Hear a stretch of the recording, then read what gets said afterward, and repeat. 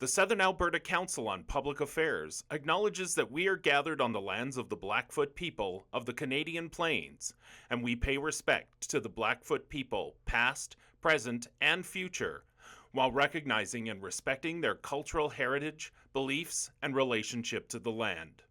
We offer respect to the Métis and all who have lived on this land and made Lethbridge their home. Today's speaker is Trevor Lewington, Economic Development, Lethbridge. Trevor is no stranger to Sacklaw, and I'm sure I don't need to go into a great amount of detail about his history. He's been here twice before, and would you please join me in welcome Trevor for the topic today.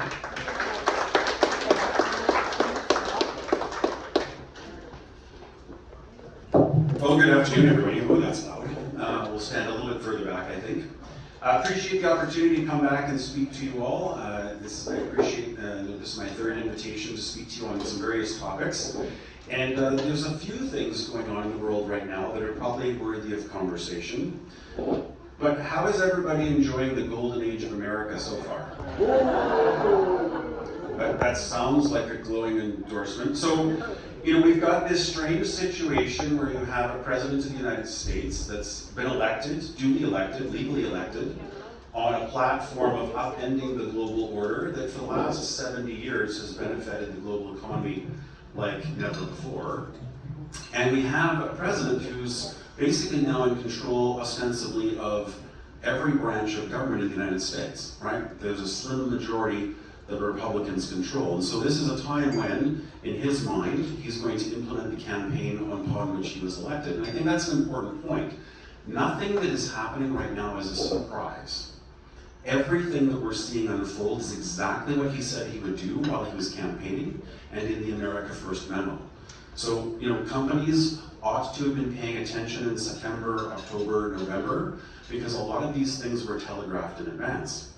The trouble for President Trump, of course, is that this golden age has quickly turned into something else.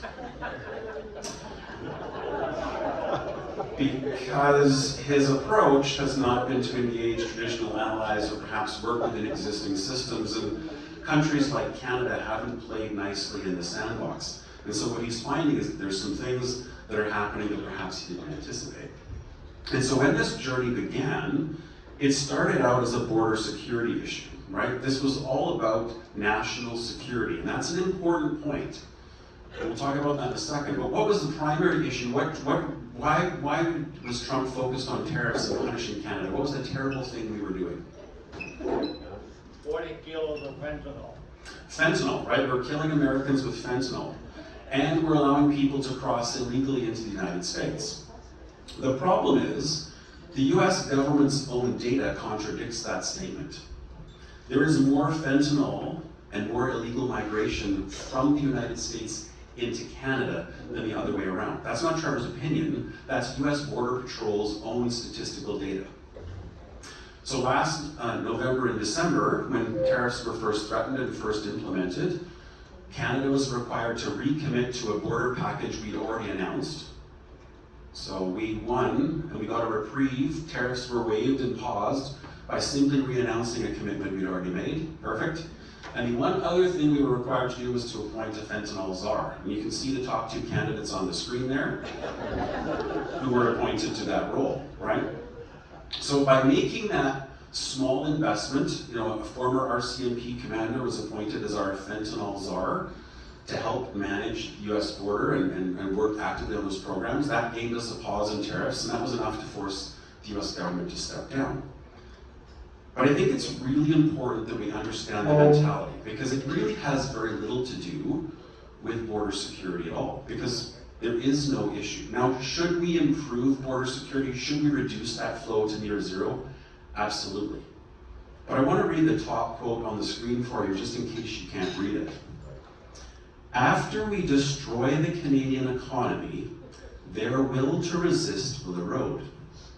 We will then march in unopposed and deliver Canada to its rightful place as a territory of the United States with no political representation. That's high-powered people making decisions in Washington, D.C. That is part of the mentality.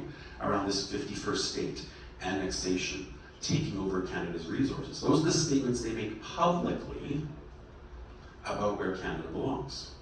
So we have to take that seriously. We do need to address border issues, but it's not just about that. So what's happening? There's really 3 phases of activity that are being planned by the US government. We're in the opening act. So what you're seeing right now is something they refer to as tactical tariffs. It's the opening act, it's part 1. And most of what's being done is under a section called 232. It's being done under national security grounds. And the reason for that is in legislation in the United States, if it's a national security issue, the president does not require Congress's approval. So the reason it's being framed about border security, fentanyl crisis, failing industries is so that this national security exemption can be used. And we're seeing that in sectors like aluminum, steel, and lumber. But that's the first phase. So what they're also planning, and it starts this summer, is whatever they don't accomplish with those tactical tariffs, beginning in the summer, they're going to move to what they call a renegotiation strategy around CUSMA, right? The Canada-US-Mexico Free Trade Agreement. It was due, it has to be reviewed periodically in legislation, and that was due next year in 2026. What the Trump administration has done is move that review process forward. They've started it sooner. So there are public hearings, they're now happening in Washington. US American industry is allowed to present their position to Congress, to the Senate and other different committee hearings, and basically make their pitch for the rules that need to be changed inside of those free trade agreements. So the tariffs we're experiencing right now are basically meant to soften us up for those negotiations that are going to happen in the fall. And I can promise you supply management, how we manage dairy, how we manage those kinds of things, that is absolutely on the list. And there's a whole list of irritants that the US government has over trade with Canada. That's round 2. And in case that doesn't work, if that doesn't soften us up enough and they don't get what they want, they're planning a whole round of additional so-called transformational tariffs beginning in the fall and early next year. And those are targeted around unfair trade practices. Those are where a lot more reciprocal tariffs are going to come from. And that's all clearly laid out in the America First memo. And it's subtle, right? So one of the things they're exploring is changing definitions. So today, if you're a Canadian company in Lethbridge manufacturing goods that you sell to the US, chances are you're exempt from tariffs because you're a free trade compliant agreement. Because of the free trade agreement, you're compliant, right? But if you assemble parts from somewhere else in the world, that is no longer going to be considered manufacturing. What the Trump administration is trying to do is drive manufacturing back to the United States. And so by changing the definition from assembly to transformation, you can exclude entire industries from that exemption, right? And so forget tariffs, it's the fine print in the legislation, it's the fine print in how trade works that could seriously undermine where we go from here. Now, I used this slide in a presentation on Tuesday night, and it was accurate then. And this is the list of where tariffs are at, and I know some of you won't be able to see that from where you are, but there's a whole list of tariffs that have been implemented, there's a whole list of tariffs that have been threatened, and then there's a whole list of tariffs that are under consideration. And the one on the screen that should scare everybody is this threat against film and television production. Right, so Trump has threatened 100% tariff on foreign produced or foreign shot movies and films and television projects. The reason that's a concern is it could be an enormous new precedent. Film and television production is basically a service. There's not a tangible thing in this day and age that crosses the border, right? Unlike a widget or a TV or a laptop. So this would be the first time a tariff has been used against services. And if successful, if they could figure out a way to do that, think about what could come next. Consulting, engineering, investment banking, right? That there could be a whole new front in this trade war. Now you'll notice on the screen there's a big asterisk, but in case you can't see that, I have a bigger one. Because all of this is subject to change. And in fact, last night we had a bit of an eye into that. So the US Court for International Trade unanimously ruled against the Trump administration. And for a number of tariffs, including the reciprocal ones, the court agreed that Trump had overstepped his legal authority. Now that doesn't address the national security tariffs that are related to Section 232, and it doesn't address the tariffs that are related to sectors like aluminum and steel.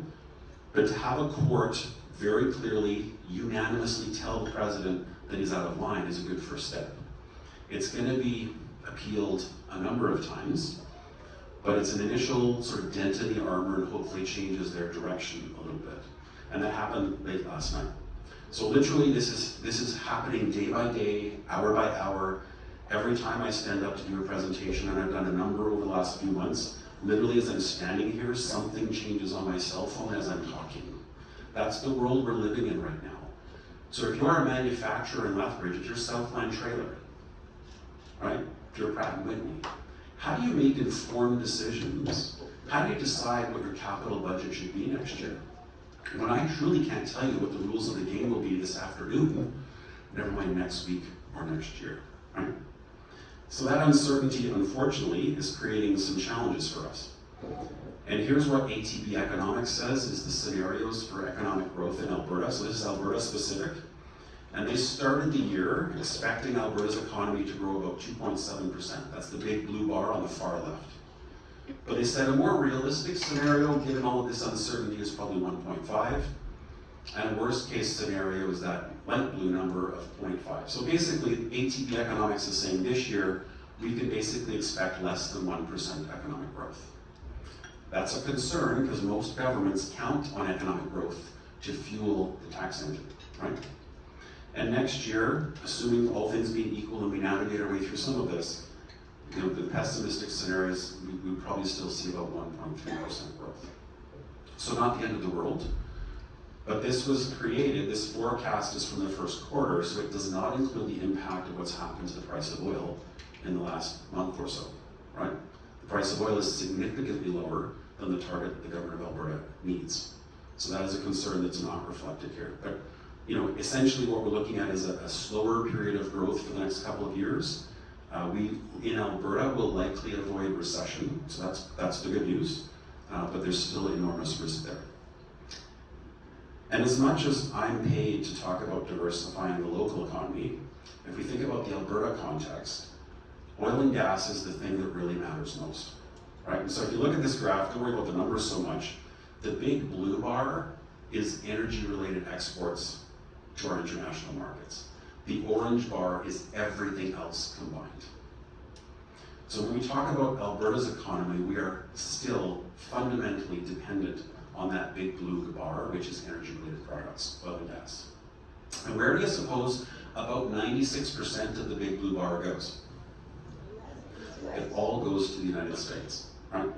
So there is no way out of this unless we're talking about infrastructure like pipelines, because you cannot diversify your market when all the infrastructure points south. And for Alberta, this is a huge problem because it still drives most of our provincial economy. And again, I say that respectfully as the guy who talks about Canada's premier food corridor and all the amazing things that happen in southern Alberta, but we're in that orange section with everything else, right? The Canadian Chamber of Commerce has also recognized this as an issue. So the Canadian Business Data Lab identified communities that are most at risk to the impact of tariffs. So this is not a map that you want to be on. You don't want to be recognized in this way. And what do you notice about the map of Western Canada? Lethbridge, Alberta. Yeah, Lethbridge and Calgary are the only two communities in Western Canada that are on the map. Lethbridge has been identified as the 10th most vulnerable city in the country to the impact of tariffs. Calgary's number 2, but we're number 10. And that's not a top 10 list we want to be on. The reason for that, in 2023, which is the last available number we had till last week, the Lethbridge region exported $2.3 billion worth of stuff. Right, that's a huge number. So $2.3 billion worth of goods leave the factories in our region. A lot of that is durable manufactured products and manufactured food. 90% of that 2.3 billion goes to the United States. Lethbridge is heavily, heavily dependent on the US market. And so that's obviously a challenge for us when you really only have one major customer. Right? So you'll hear lots of people, me included, talking about how we need to diversify our customer base. We need to diversify our sources of trade. Well, for Alberta, our next largest trading partner is actually China, which has been a problematic relationship for a number of years, and then Japan, and then South Korea, and a whole bunch of others, right? So again, think about that infrastructure, that conversation around pipelines and ports. Even if the manufacturers in Lethbridge could find customers in Europe, or they could find customers in Asia, how do they physically get their product from Lethbridge to market, right? Railways are out of capacity, truck drivers are retiring, there's limits on truck transportation capacity, and if you've ever visited the Port of Vancouver, there's not a whole lot more we can shove through there. So we talk about needing to diversify our sources of trade, diversify where all of our products are going, and that's absolutely true. The challenge is getting it to market, right? So for Alberta, Prince Rupert in BC becomes a strategic corridor. How do we work with BC to develop highway access and grow that port? Because the Port of Vancouver is never going to grow from where it is today. There's been lots of conversations, surprisingly, between Premier Smith and Premier Canoe in Manitoba. Despite the fact they're on opposite ends of the political spectrum, they've both talked very publicly about a need to explore and really evaluate Churchill as a major port for Western Canada to reach Europe, as an example. And so the encouraging thing is what Trump has probably done best is unify this country in ways that no other politician could have. Think about that. An NDP premier from Manitoba and a UCP premier from Alberta are working hand in hand to look at export strategies, joint infrastructure costs, and capital investment. I'm not sure I would have predicted that about a year ago, right? And there's a reason we have to figure this out. This graph is from Tiff Macklin, who's the governor of the Bank of Canada, and he says if we don't figure this out, if tariffs become a permanent structure, our economy will structurally change. So the darker blue bar is the Bank of Canada's forecast for the next, call it 20 years of what economic growth in Canada will look like, or what it would have looked like. The light blue bar is what the Canadian economy looks like if tariffs stay in place. So what's to notice about the graph? The light blue bar is way lower than the other bar. Our economy will shrink, and it will permanently grow at a slower rate. It will be a structural change that is permanent, says the Bank of Canada. And you'll notice that light blue line never ever crosses back over top of the dark blue line, right? So we have a crisis in our economy that we've created for ourselves as a result of becoming too dependent on one customer, because it's easy, right? They're the closest. But the Bank of Canada acknowledges we've got some work to do to try and make sure we diversify beyond that. The other problem we've created for ourselves is we've irritated a few of our other trading partners. So, okay, let's assume we need to diversify, we're going to move on from the United States. China is now the second largest population in the world after India, right? Humongous market. And so last fall, about October, the federal government, in ostensibly to protect an emerging EV and battery market in Ontario, imposed a 100% tariff on imported Chinese electric vehicles and batteries. What do you suppose the Chinese government did in response? They waited a few months, they calmly waited, they sort of bided their time, and their response was to impose a 100% tariff on a number of our canola exports. So we penalize the Chinese for, to protect an Ontario business. The Chinese government understands regional segregation and alienation. They nail Western Canada with a tariff on canola, right? So for us, locally, that's a huge concern. We have a very significant raw canola crop. We have secondary canola processing in this region. And so those are the kinds of challenges that our governments at all levels need to figure out a path through. And I say all levels, because although trade agreements and trade is certainly a national problem, it's challenging when we have provinces and other forms of government, whether it be the First Nations or even municipalities, trying to do their own thing and sort of not reading from the same songbook, right? We have to have a united front in many ways to go and tackle these things. Now, if that's not bad enough, the largest market in the world by population is India, with a vastly growing population. And if you've been reading the news at all over the last couple of years, We've not done a great job of maintaining relationships there. Now, for good reasons. You shouldn't be able to assassinate Canadian citizens on Canadian soil and get away with that. I'm not suggesting that that's acceptable behavior. But from a trade perspective, the two largest growing populations are two countries that we do not have great relationships with at a time when our traditional ally and largest trading partner is a problem for us, right? So we've got some cultivation work to do. We've got lots of things to do to try and build relationships back. So what do we do about all of this? So if you're an exporter, and I've talked to a number of local manufacturers, my strongest advice to our local manufacturers is know everything there is to know about your supply chain. So if you make this gadget, this remote control for this laptop, right? If you build these in Lethbridge and you ship them all over the world, if you're going into the US market, you had better understand where every single component comes from. Because part of what's happening is the US government says, yeah, you built this in Lethbridge, it's a Canadian good, it's covered by free trade, sure. But, I don't know, 40% of the guts inside came from China or Southeast Asia, therefore it's tariffed. And so if you're a local manufacturer, you may never have really thought about where that washer comes from or where that circuit board comes from. But as you start adding up all of the components, you better understand how that impacts your finished product. And there's something on a bill of lading when you ship across the border called an HS code, and the HS codes decide, how a good is classified. We won't get into the technical details of that because I promise I'd have you asleep in about 4 minutes. But I'm guessing a lot of our local manufacturers have been using the same HS codes for the last 20 years without ever thinking about it, because it never really mattered. But now all of a sudden, if you use this HS code that's taxable or tariffable, and it should be this HS code that's not, that distinction in your paperwork could save you a lot of money, right?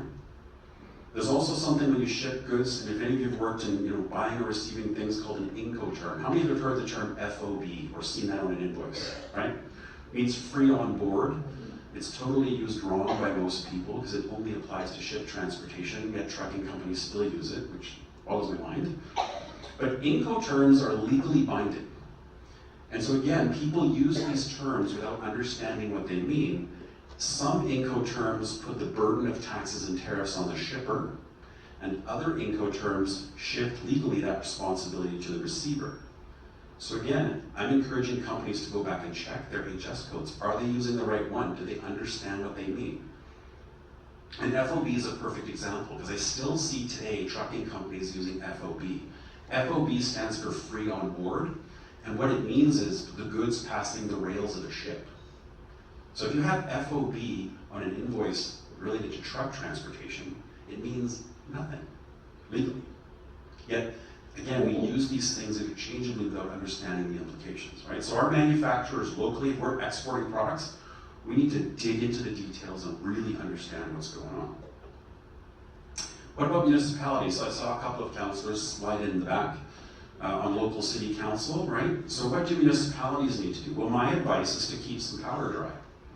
It is highly likely if this thing goes on, if it's sustained, that businesses are going to need support of some kind, whether that's a tax break or some other kind of incentive.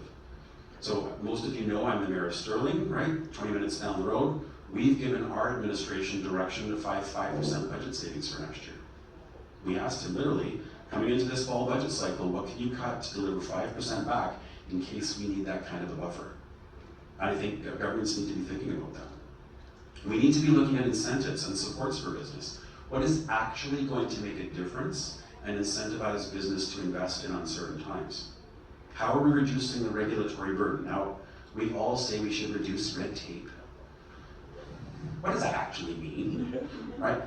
Is there a step in the process that can be eliminated? Is there a form that can be automated? Can we put something on the website? How do we make it simpler to do these things? And not just for business. If you would like to build something, a new deck in your backyard, if it saves you money in that process by having a simpler process and from permitting, that's good for you too. Local sourcing, right? Municipalities spend an awful lot of money. The city of Lethbridge, its operating budget in a given year is about $400 million. That's a lot of money. Most governments have done a good job, I think, of buying local, keeping in compliance with trade agreements. The government of Alberta has given more direction to municipalities to eliminate sourcing that's international in nature where possible. But we need to be thinking about that when we're building bridges and building sewer lines. Where is that product coming from? And is there a local alternative that we can sort to build our own economy, right? You know, provincial and federal governments also need to play a role here, and I shamelessly stole this from the Canada West Foundation because I happen to agree with Carlo Dade when he put this together. But we have a number of structural barriers that we've created in this country to trade with each other, right? There are constraints trading between BC and Alberta and Saskatchewan, and it's everything from, you know, the obvious example being beer can't be transported across a provincial boundary. We see those every day. But there are sometimes cases where a trucking company, you get in your truck today in Lethbridge, you load up your trailer, you're driving through to Manitoba. As soon as you hit the Saskatchewan border, you have to change the configuration of your axles and how your truck is set up. Because Saskatchewan's trucking and driving regulations are different than Alberta's. Does that make sense, right? Because think about the time, the delay, the stop, the complexity for that driver. Is a nurse a nurse a nurse a nurse? Whether you were trained and certified and practicing in Ontario or Nova Scotia or British Columbia, right? There's lots of things we need to figure out as a country to clean up our own backyard. And again, we also have these things where we talk about impact assessments. It was actually good news if any of you watched the speech from the throne, right? The current government has very much indicated a desire to create a one project, one review process where you don't have overlapping environmental reviews, for example. Province does one, then the federal government does one. They don't agree. They're trying to integrate those processes. The federal government is committed to introducing legislation by Canada Day, July 1st, to eliminate interprovincial trade barriers. I'm not exactly sure I understand how that's going to work because there's a really long list, but I think the legislation will enable discussion over the next few years to do that work. But we as a country have to figure these things out if we're going to be competitive. Right? It is very difficult to do projects in this country, particularly large mega projects. An example I shared the other night, I'm aware of a file, building in a port location, very substantial capital investment, it was about $500 million. They tried to do that project in Canada, it took them 11 years. That company did the exact same project, very similar footprint, very similar complexity in another port in the US. They were done and in the ground by the end of 18 months. So we shouldn't lower our standards, don't get me wrong. I'm not suggesting we just waive all the rules, but how is it possible you can have the same level of care and due diligence in a year and a half in one jurisdiction, and it takes more than a decade here? For all of us, I think we have to act now on the opportunities to seize the moment despite the uncertainty. It's okay to be afraid, it's okay to have uncertainty. There are things we can do. We know what our strengths are, we need to double down on those. And we need to demand action from government. Right? You should be talking to every elected representative you know about infrastructure. How do we get goods to market? How are we building railways? How are we building roads? How are we building ports? The government of Alberta is very focused on these priorities, and the gold stars are the ones where I think we can play. And so in particular, agriculture is our superpower, right? This region, food processing, there's a growing global population that's hungry. We have a responsibility to feed them. We see the benefits. McCain, their $600 million investment, doubling the size of their plant. New Cold's $222 million investment in Coaldale, and frozen storage is a perfect example. And then innovators like PIP in the plant protein space. We have enormous infrastructure. This is the Can-Do rail terminal facility just outside the city. It's the only one of its kind, with transloading, unloading, rail storage. Every wind project in southern Alberta, just about every single one of them has been staged and come through that facility. It's literally 15 minutes down the highway. We are working collaboratively with our partners. So we formed something called the Lethbridge Region Economic Resilience Task Force. And so we're working with the Chamber, we're working with tourism, we're working with our post-secondaries, we're working with industry together to make sure we have consistent messages, to make sure we're working with government, to make sure we understand what needs to happen. And one of our focus areas is things like this, where we import products from the United States. Where can we replace these with domestic production, right? So just food preparations, which is things to help you make food products, is a $2 billion opportunity for this country. We make a lot of food here. How do I get more of that stuff here? Right? So I've talked through an awful lot, and I have exactly 1 minute remaining. So I'll leave you my email address as always. If you have questions after the Q&A today, if you ever want to reach out, feel free. The QR code will get you to my profile, and you can access information and all that kind of stuff. I'm happy to chat anytime, because this is the most important thing we can be dealing with at this point in time. So with that, I'll hand it back to our esteemed moderator for Q&A. Thank you. We want to thank the University of Lethbridge, Rogers, and LCSO for LSCO for the room use here, and we appreciate you patronizing their lunch counter. Also, I'd like to thank any other members of the media, including the Lethbridge Herald, for coming out to our presentation today.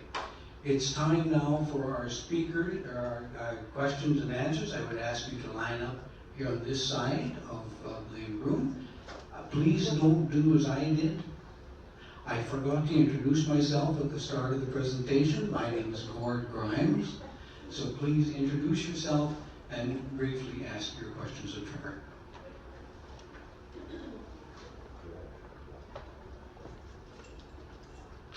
Hi, my name is Tom Moffat. It's a bit overpowering. Thanks for the presentation, Trevor. That was good. I was wondering, one of the things that we've already developed here in southern Alberta is a really robust EV charging infrastructure, thanks to SouthGrow and southern municipalities.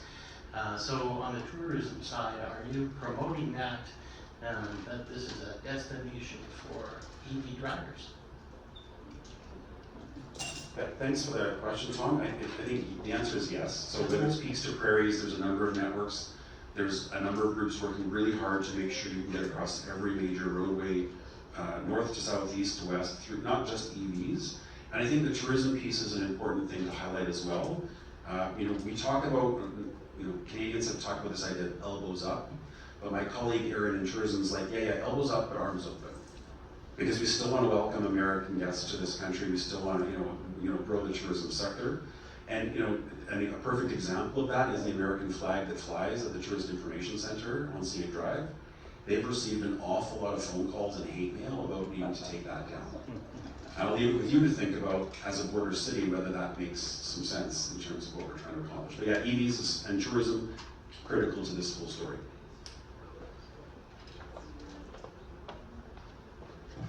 Hi, Barbara Phillips. Excellent presentation, but a little bit doom and gloom. And I think the only bright spot is that jacket. I love it. Anyway, yes, we need to diversify, as you say. But in our province, they kind of shut down one big diversification that Southern Alberta had, the renewables, which I just read this week. It's kind of in the tank. So on one hand, you're saying diversify, on the other hand, one level of government said, but not that direction. And also more to the point of individual citizens, I kind of like red tape, when it comes to E. coli, when it comes to vaccines, so we don't have measles in Southern Alberta like crazy. So you may comment as you wish. Yeah, thanks for that, Barb. First of all, we continue to see investment in renewables. I would agree that there's been some things that the government has done to slow that down that is not helpful. What the government is now realizing is that power is a potential major export for us, right? And so part of the challenge with renewables is base load and transmission and distribution infrastructure. And there have been some decisions made in the past that have driven the cost of transmission and distribution up, partly because of renewables. So as an example, we still have windmills today that are getting paid 5 to 10 times what they should be market price wise. That was a strategic decision that was made. So there's a lot of right sizing and things that need to happen in the grid to sort of rebalance that. But I will tell you, I've had lots of conversations with the minister and with the government that we do see the Montana tie line as a potential export line.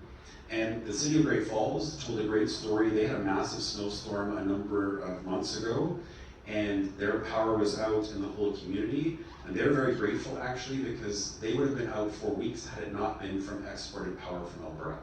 And so there are lots of things that need to happen there.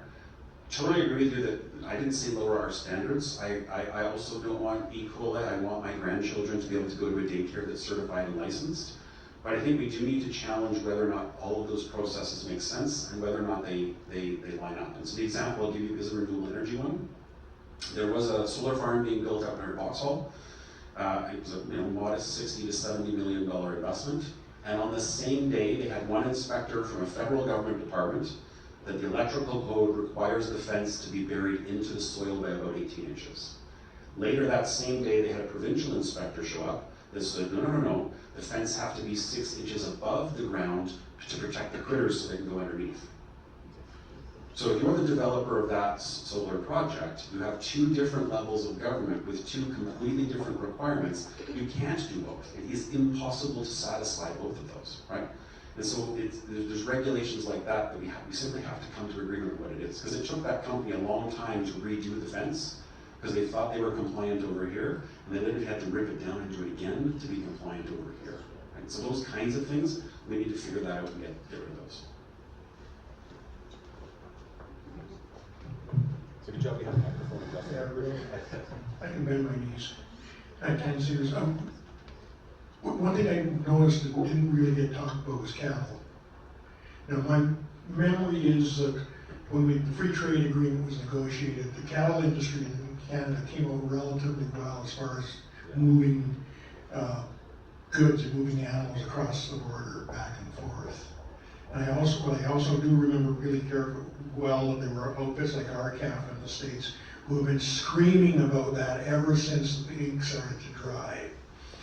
So, first off, are you aware of any tariffs coming onto cattle, on livestock in general, out of the States? And secondly, and this is way more speculative, Trump is not going to last forever. Given polling, and we take that with a grain of salt, his power may not even last beyond the next year and a half. However, and this is the question, what indication is there that there are Republican or Democratic politicians in the U.S. who may selectively hold on to some of those tariffs, including things like cattle?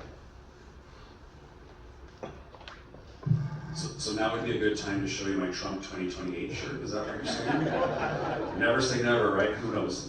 We're not having that conversation today. Yeah, it's obviously complex.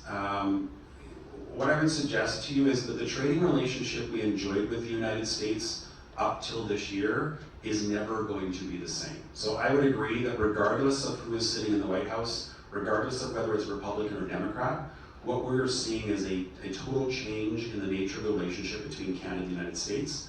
And even if a Democratic control of Congress comes back, or the Senate, or the White House, you will see tariffs, you will see some of these things moving forward, regardless of who's in power. So we need to be prepared for that. It is fundamentally different moving forward.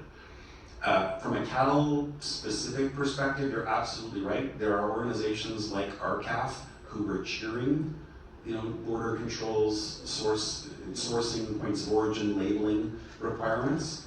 And then you have other organizations like the processors themselves that are actually very nervous. So similar to the automotive sector, cattle processing and most livestock in North America is an integrated system, right? So the processors in the United States require live animals from Canada in order to successfully manage their business. So they're fighting very hard to try and preserve that system, but you do have other stakeholders who think tariffs and penalties would be in place. I think that there's less of a threat from tariffs on livestock.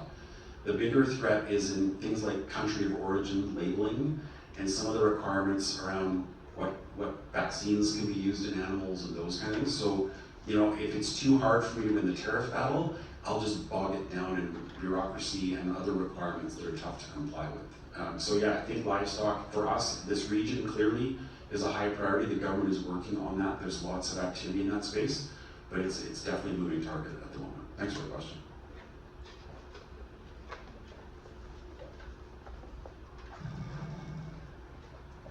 This is Van Hamilton. Tariffs terrify me. My financial planner tells me to calm down. Our pensions, are tied up in stocks. Our pension plans are also dependent on whether they go up or go down.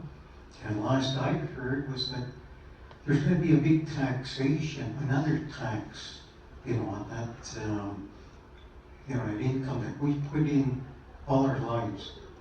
So, my question is there anything, at the different levels to help, different levels of government to help protect, what the many of us have, over a lifetime contributed to, instead of being taxed and taxed again. So full disclosure, I'm not a financial planner. What you speak of is something we all need to be mindful of, right? That as you age and as your life circumstances change, your level of risk tolerance also changes. So typically, a financial planner would suggest that if you're heavily into stocks and equities, that as you age, as the horizon where you need to pull that money out approaches, you want to move to more cash or more liquid types of instruments, right? So I think, all of us, if you don't have a financial planner or you don't have a financial plan, start there and be thinking about what resources you need, what time you're at. What's happening in the markets, although crazy and somewhat unprecedented in terms of how, there have been depressions and recessions before. There are always up and down cycles in the stock market. So it's only folks that are, looking to capitalize on that in the short term that will be hurt. I have every confidence that stocks will come back, equity markets will come back, but the next year or two very much looks to be unstable. And I suspect there will be lots of volatility. Coincidentally, depending on options and other things that you do, volatile markets is where you make the most money as well, right? If you know what you're doing. So it works both ways. In general, I think governments all levels of government are exploring options to protect people's incomes. I think governments are well aware that there may be a need to provide additional supports.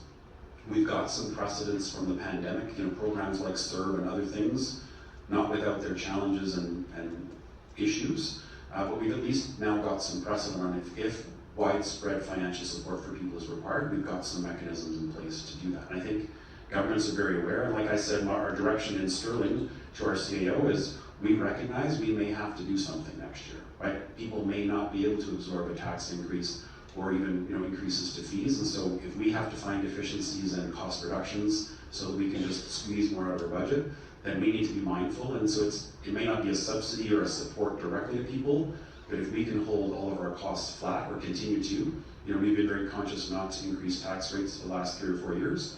We want to continue to do that, so at least we're not a source of more cost for people.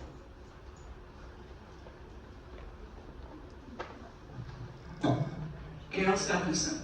I'm thinking of the few facets of the economy, and it seems that maybe we have a few alligators in the swamp. The one is foisted upon us, that's the tariffs. We've self-inflicted the others. You referred to the food corridor, and what does coal mining do to the food corridor in the future? That's self-inflicted. The tariff will eventually sort itself out. What will happen with the coal mining? Second one is separation. And I think back to the lead up to the Quebec referendum. I had family in the banking business in Ottawa. Long before the vote took place, hundreds of millions of dollars went from Quebec to Ottawa.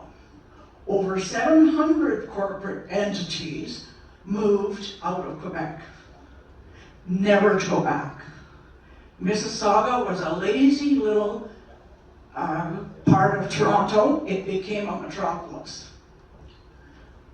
With the change in legislation, our premier says she's not in favor of separation. However, the change in legislation that she's responsible for will guarantee a referendum.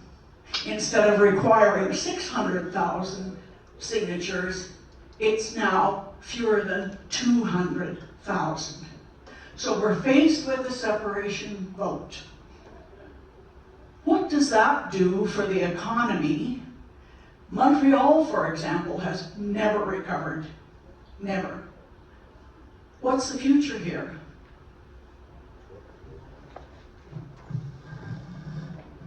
So in the remaining 14 minutes that I have, I'd like to answer that question. No, I'm kidding. I mean, that could absolutely be a conversation for a whole session, and maybe you'll have me back in the fall.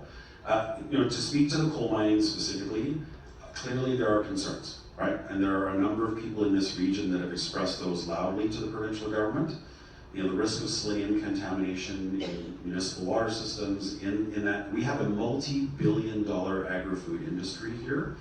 And in my opinion, anything that puts that at risk needs very careful scrutiny and discussion.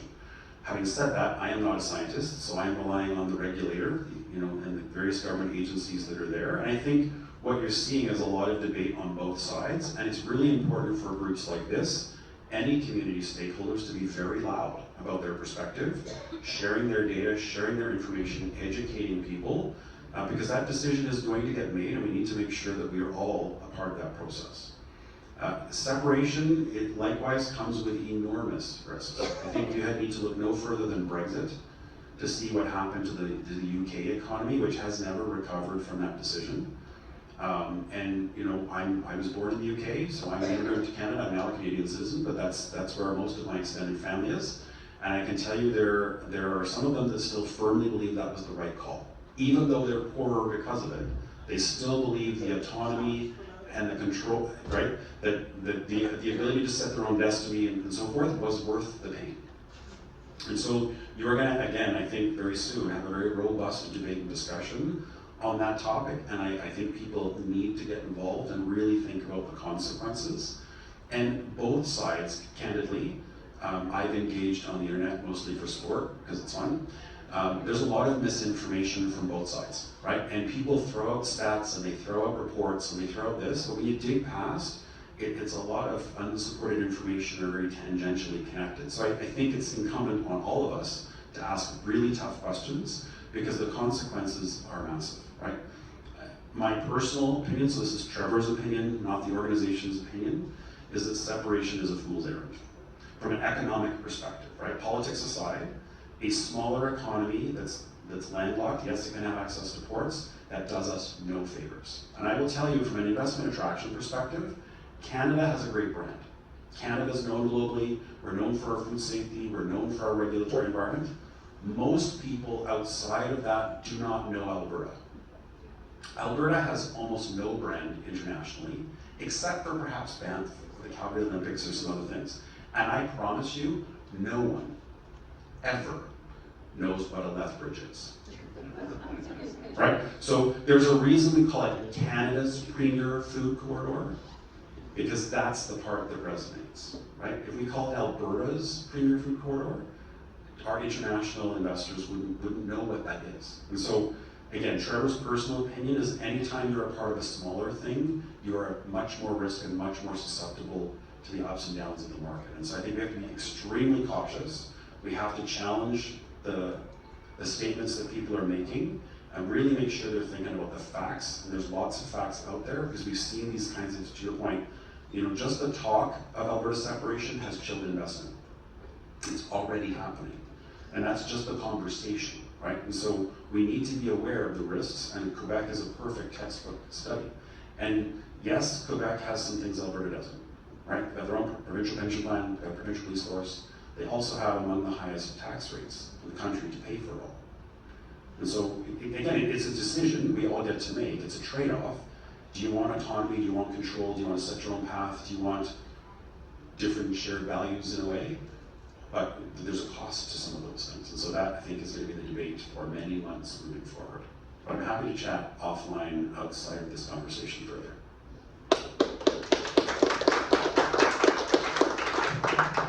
Hi, Yuma Jacobs. Love the jacket. So my fear in all of this is that, and of course your business is economics, but my fear in all of this is that with such a fixation on the economical aspect of all this chaos that we're in, the thing that's going to get lost is the environment. And when we heard that there's going to be this reconciled regulatory business about approval and impact assessments, of course, red flags went up because of, yes, well, the coal mining. But just generally, what's going to happen to the environment, or is, since you're closer to the action than I am, is the environment still a factor in the considerations that are going on? Yeah, I mean, literally you've heard in the Oval Office, drill baby drill, right? It's sort of become the mantra for the US. And the US administration has made a point of cutting funding to organizations and entities like the Environmental Protection Agency. So the US is certainly shifting to a focus solely on development, grow, do whatever is required. I think Canada has always had a much more moderated approach, and certainly, again, if you listen to the speech from the throne, there was reference in the throne speech to maintaining, I think the words were something along the line of Canada's outstanding, regulatory requirements. We're not going to lower our standards.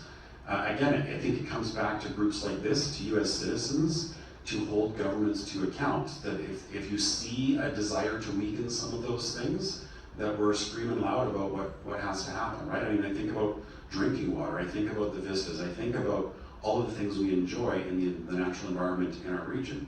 We only get one shot at that, so it's important. I mean, I don't think we've seen any lessening of that to accelerate investment directly.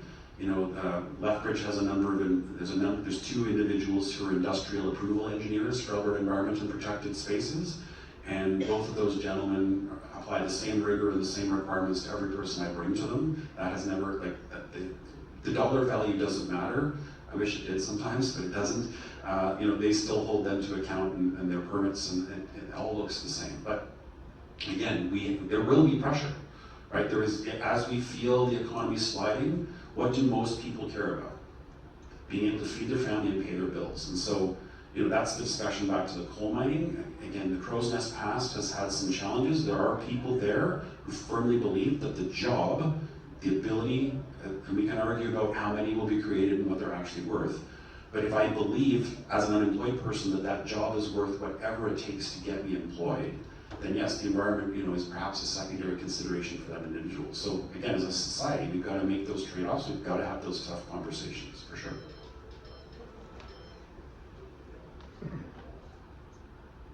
My name is Knut Peterson, and my question to you, Trevor, early in the tariff dispute, there was a lot of talk about Canadian provinces getting on board with having the same regulations all across Canada and the same trade. That seemed to have taken a little bit of a back seat lately. Could you fill us in on that? Yeah, harmonizing regulations is part of reducing interprovincial trade barriers, and so I don't think any provincial government is willing to completely just cede and say, let's make it one national government, and we'll just, we'll step out of the way, right? There are still going to be significant differences. I think what they're talking about is regulations like the trucking example I mentioned, where it makes sense and where it's not putting anyone at risk, how do we harmonize and make those things the same? Labor mobility is a big focus. So how do we get trades and other credentials recognized across multiple provinces? Physicians being a perfect example, right? It's very difficult to move a physician from province to province. And so does that make sense? Can we harmonize some of those things? I don't think you're going to see a complete step away of provinces from regulations that make sense for the province, and environment being a key example, right? Alberta's got some higher standards. We don't flush raw sewage into waterways in this province. There are other jurisdictions where that's acceptable. We don't do that. I hope we never do that. So that's not something we should necessarily roll back in my mind. But yeah, I think it's all being rolled up into the interprovincial trade barrier conversation, and you'll see it sort of reflected in those conversations, which are happening as we speak.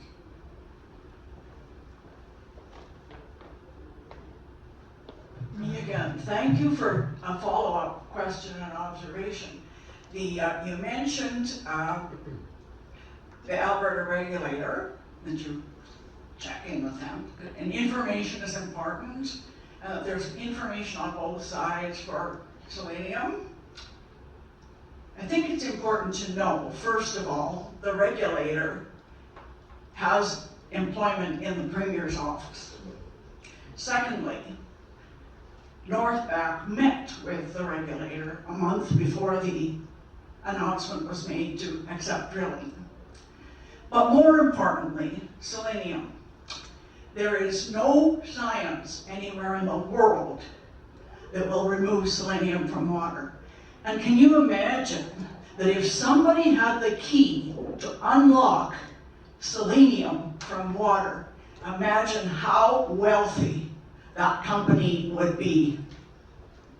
It's all about the money. It doesn't exist.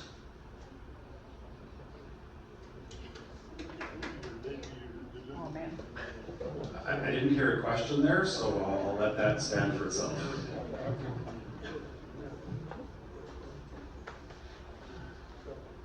Thanks, Trevor. I'm Ian Hurdle. I'd like to make a political comment about our latest Prime Minister, whether he has the chops to guide us through this. Thanks for the softball question, I appreciate that. And you know, at the end of the day, he was duly elected as Prime Minister. So whether you agree or disagree with his politics or his party, he is the Prime Minister of this country. And so I think we need to, make sure we're supporting him and supporting what needs to take forward. That doesn't mean agree necessarily. That's why we have an opposition. That's why we have a democratic process. He does have a vast amount of international experience, and I think you saw some of the leverage of the bond markets and the implications that bond pricing has on interest debt payments. You saw some manipulations. Canada's the third largest holder of US debt. So we do have the ability to leverage that in some of our discussions, and I think you saw some of that happening, right? So if you were paying attention, the US did a treasury bill auction, 20-year bonds, and for the first time sort of ever, the price of that was over 5%. And for a while, the markets were not, there was no one buying US debt. And so it triggered a whole bunch of conversations, and that was way more impactful, I think, than the stock market, right? So Trump didn't really react to the stock market, but his Treasury Secretary was all about whether or not they're able to raise money. And so that, having an international banker at the helm who has an understanding of how those systems work, I don't think is a bad thing. Time will tell, right? That means it's early. I think it was an interesting statement to bring the monarch here to deliver the throne speech for the first time in 70 years. And yes, there's a cost to that, and we agree or disagree whether that makes sense, but I think it sent an interesting message and generated some interesting attention that we wouldn't have otherwise got. So there's been some early signs that there's somebody that understands the big picture in the game, and it'd be interesting to see how it plays forward. We have 2 questioners left, and that will be the conclusion.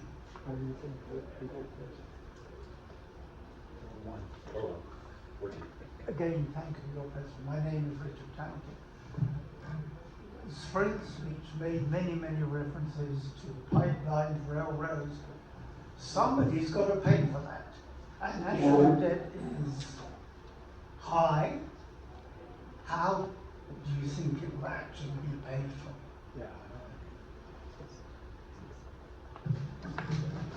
Yeah, it's a great question. Infrastructure is expensive, and that's going to be part of the conversation government's going to have around priorities, right? So, think about it at a municipal level. When we replace sewers, when we pave roads, when we put in new sidewalks, that's not sexy.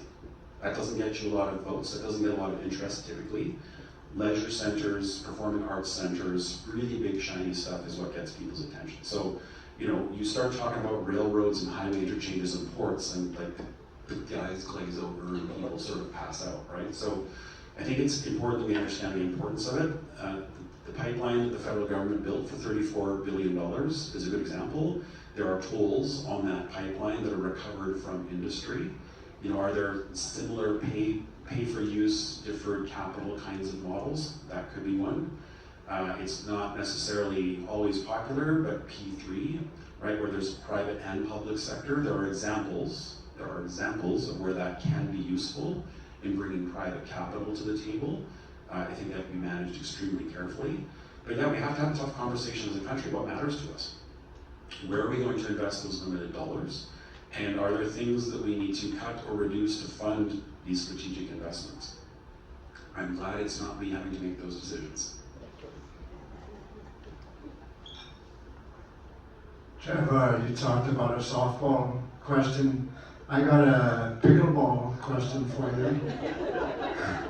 Could be in trouble. Do you think that our premier and several other political figures in Canada went to visit with Donald Trump? Do you think it did any good? Do you think he is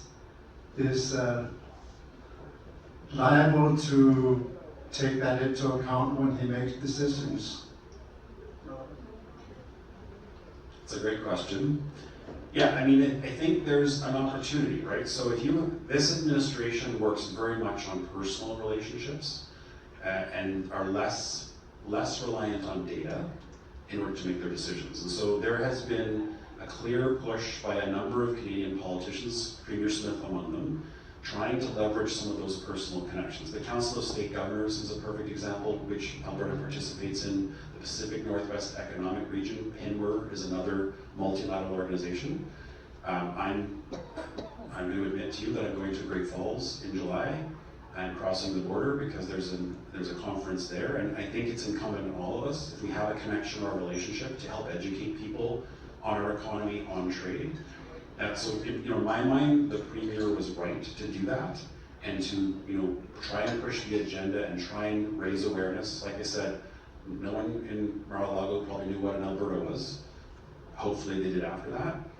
And there's a fine line, and we've had that discussion as a country, between pursuing that agenda and at what point then do you take the Team Canada United approach and have to step back. And I think we've seen some politicians that maybe push too hard on their own agenda, and some perhaps that didn't. And again, it's a balance to try and maintain. But leveraging every connection, every relationship is going to be important to get our message heard. And we've seen politicians at all levels, across all provinces, across all parties, doing their best to represent this country and truly find those pathways to try and turn these things around. Right? I have a mentor in the US. I have great respect for him, have a long sort of relationship with him. He's a staunch Republican, and we don't agree on some things, particularly as it relates to what's going on. And so every time we have a conversation, I'm trying to provide a different perspective, and I have people in my life that would say, well, don't engage. That's it, elbows up, balls up, don't have a conversation. But then nothing's going to move forward. And I look at this organization, we don't always agree, we don't always agree on the same principles, but having the dialogue, having the conversation is why this organization exists, and we need to do more of that with our US friends, in my opinion.